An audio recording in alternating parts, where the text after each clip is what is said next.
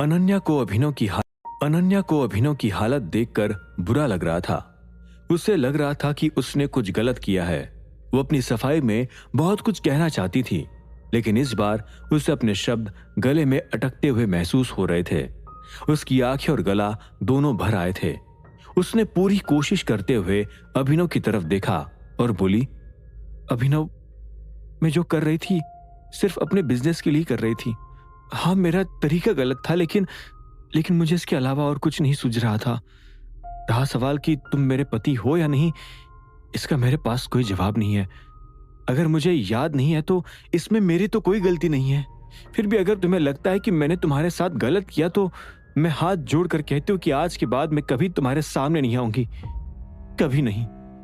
अपनी बात खत्म कर अनन्या तुरंत पलटी और वहां से जाने लगी। अभिनव भी उसे देखे जा रहा था। उसे खुद भी महसूस हो रहा था कि वो आज फिर से अनन्या को बहुत भला बुरा बोल चुका था। उसे अपने कहे पर बहुत अफसोस भी था, लेकिन फिलहाल अनन्या से माफी मांगने की वो हिम्मत नहीं कर पाया। वो दोनों एक ऐसी सिचुएशन में फंस गए थे जहां गलत कोई नहीं था।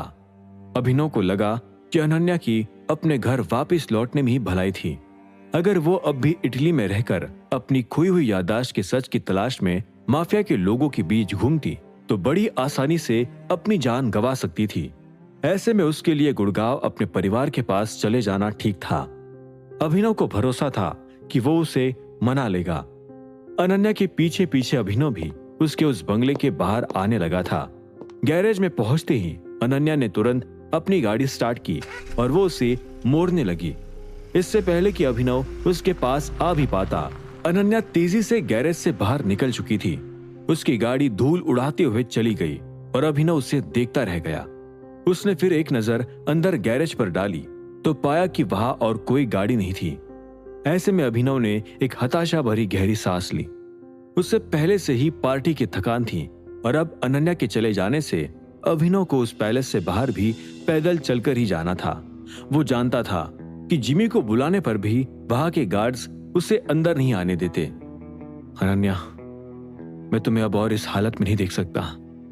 काश में फिर से सब याद आ जाए। अभिनव ने एक फीकी मुस्कान के साथ अपने आप से कहा और वो गैरेज से बाहर निकलकर मेन गेट की तरफ बढ़ने लगा। उसने चलते हुए ही अपना फोन निकाला और जिमी का नंबर डायल कर दिया। जी बॉस। जिमी ने फोन उठाते ही कहा। इधर से फिर अभिनव ने पूछा, कहाँ हो और कितनी देर में मुझे वापस लेने आ सकते हो? 5 मिनट में आता हूँ बॉस। पास ही में एक रेस्टोरेंट में महिपाल के साथ पिज्जा खा रहा था। जिमी ने कहा और उसके सामने बैठे महिपाल ने पिज्जा का आखिरी स्लाइस उठा लिया। ठीक है, मैं वेट कर रहा हूं। इतना कहकर अभिनव ने फोन काट दिया और वो गेट की तरफ चलने लगा। कुछ मिनटों बाद अभिनव जब मेन गेट के पास पहुंचा तो वहां खड़े गार्ड्स उसे देखकर हैरान हो गए। उन्होंने इस बार तुरंत अभिनव के लिए गेट खोला और उसे बाहर जाने दिया। अभिनव ने भी एक पल के लिए वहां खड़े गार्ड्स को देखा, लेकिन वो कुछ नहीं बोला। इतने में जिमी और महिपाल गाड़ी लेकर वहां पहुंच चुके थे। महिपाल ने तुरंत अभिनव के लिए दरवाजा खोला और अभिनव अंदर बैठने लगा। महिपाल वापस अपनी सीट पर जाकर बैठ ही रहा था कि इतने में वहां खड़े गार्ड्स आपस में कुछ बड़बड़ाने लगे। उस लड़की का चेकआउट तो सुबह का था, पर वो निकल गई और अब उसका ये बॉयफ्रेंड भी जा रहा है, पहले गार्ड ने कहा। इतने में दूसरा गार्ड हंसते हुए बोला, लोग सिर्फ एक ही रात के लिए इस पैलेस को बुक करते हैं और फिर इसका मजा भी नहीं लेते। मेरे ख्याल से ये लड़का उस लड़की को कुछ खास पसंद नहीं आया होगा, इसलिए वो गुस्सा होकर चली गई। दोनों गार्ड्स हंसने लगे। हालांकि उन्हें यह एहसास नहीं हुआ कि उनकी बातें अभिनव के कानों तक पहुंच चुकी थी। ऐसे में अभिनव एक गहरी सांस लेकर गाड़ी का शीशा नीचे करने लगा। वो फिर उन गार्ड्स को उंगली दिखाकर कड़क आवाज में बोला, आज जल्दी में हूं, नहीं तो तुम दोनों की ये गंदी जुबान काट कर ही जाता। अगली बार ध्यान रखना।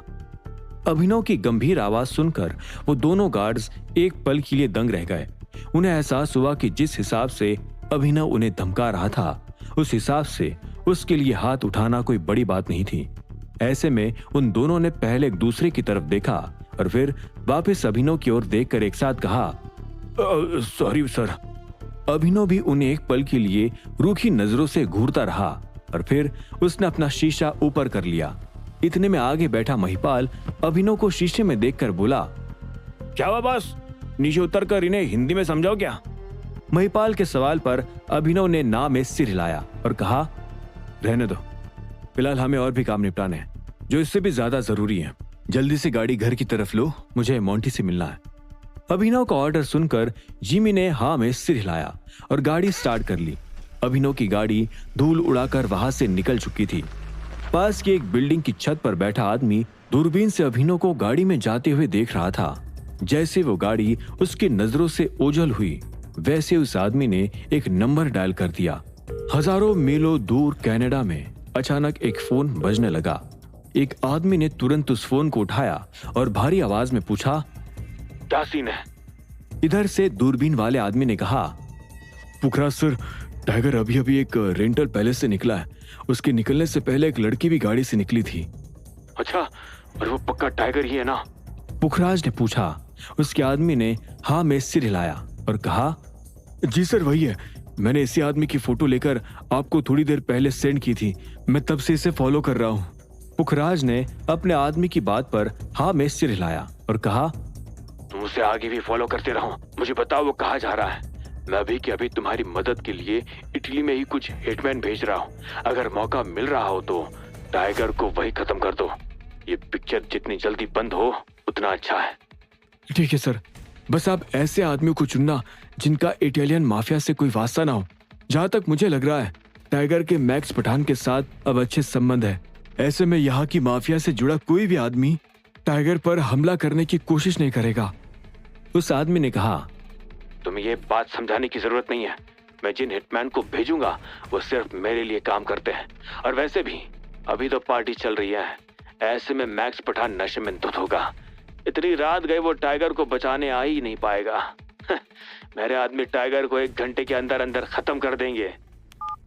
इतना कहकर पुखराज ने उस आदमी का फोन काटा और तुरंत एक और नंबर पर फोन मिला दिया। उसे फोटो के जरिए टाइगर की पहचान पता चल चुकी थी और अब वो जल्द से जल्द उसे मौका देखकर खत्म भी करना चाहता था। इधर अनन्या भी पैलेस से निकलकर वापस अपने होटल में पहुंच गई थी। वो पूरे रास्ते अभिनव के बारे में सोच रही थी और रोते हुए होटल आई थी। उसे अब भी यकीन नहीं हो रहा था कि अभिनव को उसका सच पता चल गया था। रोने की वजह से अनन्या के गाल पर आंसुओं के दाग बन गए थे।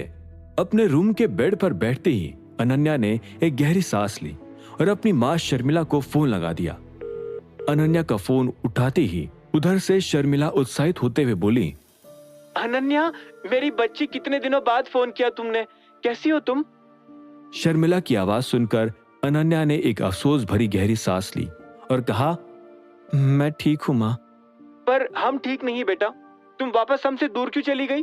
पापा भी बहुत नाराज हो रहे थे और दादाजी भी तुमसे मिलना चाहते हैं, लेकिन तुम किसी से भी मिले बिना ही वापस इटली चली गई। शर्मिला ने नाराजगी भरे सुर में कहा। उसकी बात सुनकर अनन्या ने एक हताशा भरी गहरी सांस ली और बोली, मैं माफी मांगती हूँ माँ। बिजनेस के सिलसिले में मुझे अर्जेंटली इटली के लिए निकलना पड़ा था, लेकिन आप चिंता मत करो, मैं जल्द वापस आ जाऊंगी। अनन्या ने एक हल्की सी मुस्कान के साथ कहा। यह सुनकर शर्मिला की आंखें चमक उठी और वो तुरंत बोली, सच में? राजीव, यहाँ आओ, सुनो, तुम्हारी बेटी घर वापस आ रही है। तभी अनन्या ने शर्मिला से कहा, लेकिन मुझे आपसे पहले एक सवाल पूछना है।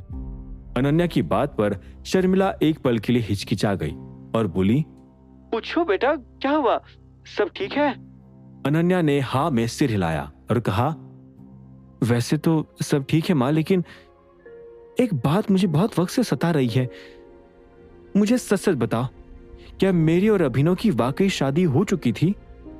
अनन्या का सवाल सुनकर शर्मिला फिर से हिचकिचाने लगी और फिर धीरे से बोली, हाँ बेटा, तुम दोनों शादीशुदा थे। तुम्हें शायद याद नहीं, लेकिन तुम्हारे दादा ने ही तुम दोनों की शादी करवाई थी।